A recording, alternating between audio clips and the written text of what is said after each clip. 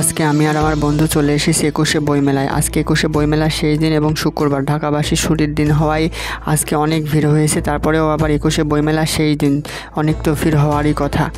যেহেতু অনেক ভিড় হয়েছিল, গেট দিয়ে ঢুকতেই প্রথমে ডিটেক্টর রয়েছে যাতে করে আপনি ইলিগাল কিছু সঙ্গে না নিতে পারেন। কিন্তু যেহেতু অনেক মানুষের ভিড় হয়েছিল, সেই জন্য ডিটেক্টর সঠিকভাবে কাজ করলেও সেটা সঠিকভাবে নিয়ন্ত্রণ করা যাচ্ছিল না।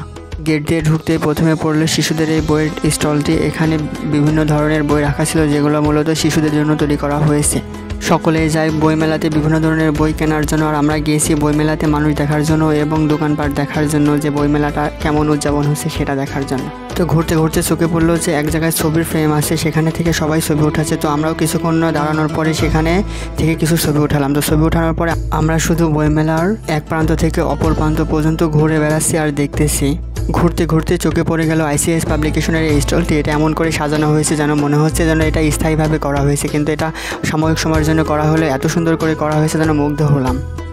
আইসিএস পাবলিকেশন কর্তৃক আইসিএস পাবলিকেশন স্টলের এক পাশে ছবি তোলার জন্য এটা করা হয়েছে। এখানে অনেকে ছবি উঠাচ্ছে। তো আমরা যাই কিছুক্ষণ দাঁড়ানোর পরে আমরাও সুযোগ পেলাম এবং সেখান থেকে কিছু ছবি উঠালাম। তো সেখানে এত ভিড় ছিল যে ছবি ওঠানোর জন্য সিরিয়াল দেওয়া লাগতেছিল। যেহেতু আজকে আমাদের কুষ্টিয়াতে ফিরতে হবে, সেই জন্য আমাদের হাতে বেশি সময় ছিল না। সেজন্য আমরা তড়িঘড়ি করে অনেক দ্রুত ২১শে বইমেলা সকল স্টল এবং পুরো বইমেলাটি ঘুরে দেখলাম।